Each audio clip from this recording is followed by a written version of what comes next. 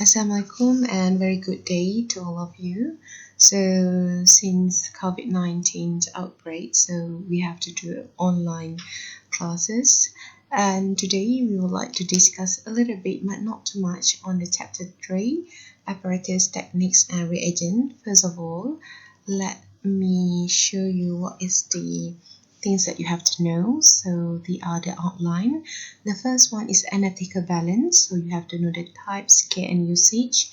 And then type of glassware, you already know, you have been go through in your laboratory. We know about the pipette, burette and volumetric flask, and the calibrations and a heating apparatus, which are burner, hot plate, ovens, furnace and water baths, desiccator, titration apparatus and technique, filtration apparatus and technique, reagents and also cleaning solution.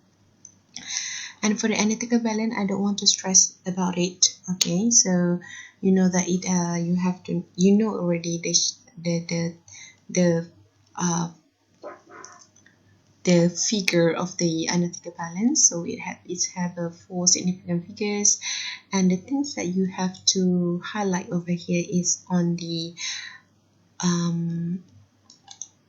0-point drift. Okay, what is a 0-point drift?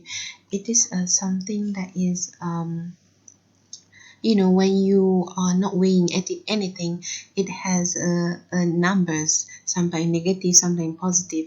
Okay, it is because of number of reasons. One of it because of temperature change, humidity and statistical electricity. So 0-point means that there is originally no loads. I mean, we don't weigh anything.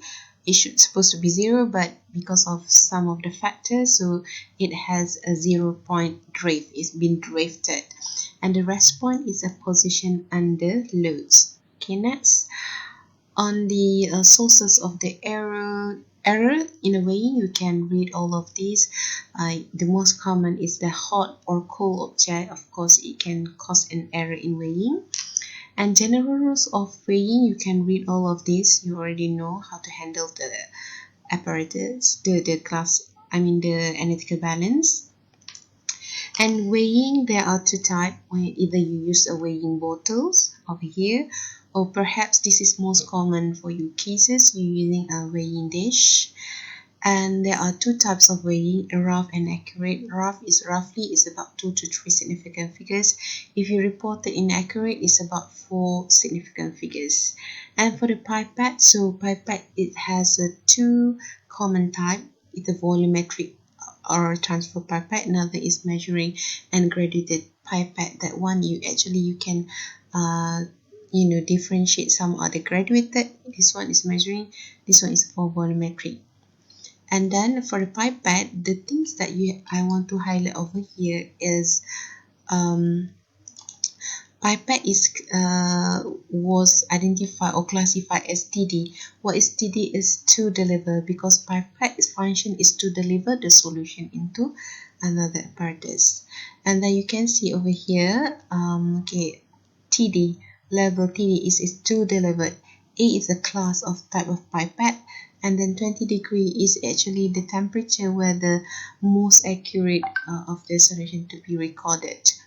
And then this volumetric transfer, you can read all of this, and this is transfer pipette without the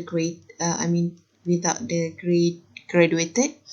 All right, then so this is a shrink pipette.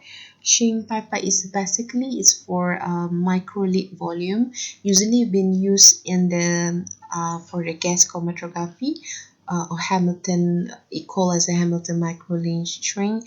And this means also shrink pipette also used for biological experiments. Then for the burette, burette here, you can read all of this. And then volumetric flask. Okay, the things that I want to highlight on the volumetric flask is actually TC. Before this, the pipette we call as TD, to deliver. This one TC is to contain.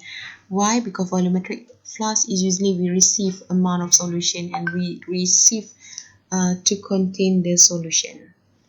All right, so then Of course, these it come from variety size from 2 liter to 1 ml, and then this is a volumetric flask you can see over here. So this is meniscus you already heard about, you already learned, and you have already know to identify the meniscus of the burette reading. For the calibration, I think the best way is to read all of this. There are pipette for the calibration pipette, burette, volumetric flask. Usually the question will ask you how to calibrate all those glassware.